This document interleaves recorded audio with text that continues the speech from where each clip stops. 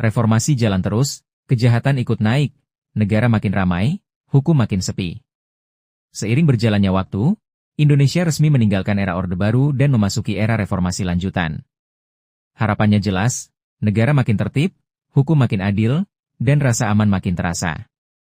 Namun kenyataan di lapangan justru berkata sebaliknya. Alih-alih membaik, angka kejahatan malah kian membludak.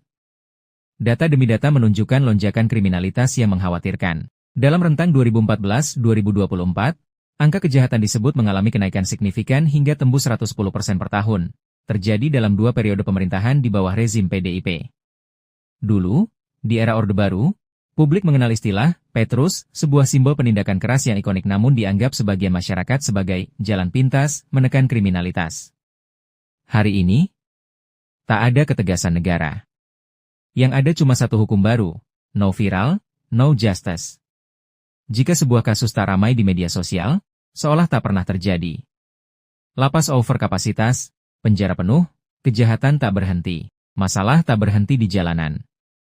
Data dari lembaga pemasyarakatan, lapas, dan rumah tahanan, rutan, di bawah Kanwil Kemenkumham Jawa Timur menunjukkan kondisi darurat. Kapasitas ideal, 12.000 orang. Jumlah penghuni 2023, lebih dari 25.200 tahanan. Over capacity, lebih dari 100%. Bahkan di beberapa UPT kondisinya jauh lebih parah.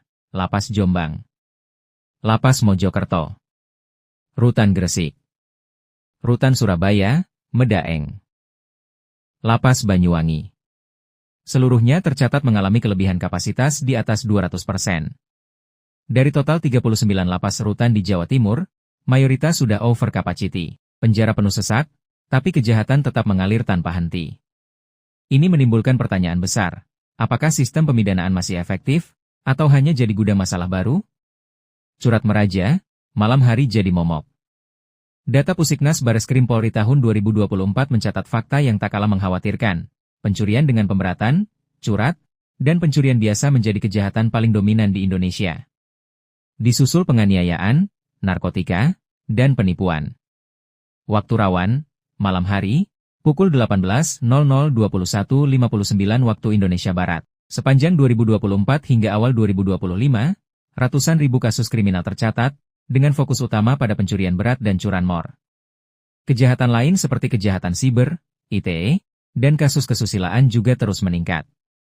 Masyarakat makin waspada, aparat kewalahan, penjara penuh, tapi akar masalah seolah tak pernah disentuh. Reformasi untuk siapa? Pertanyaannya kini menggantung di ruang publik. Apakah reformasi benar-benar membawa rasa aman?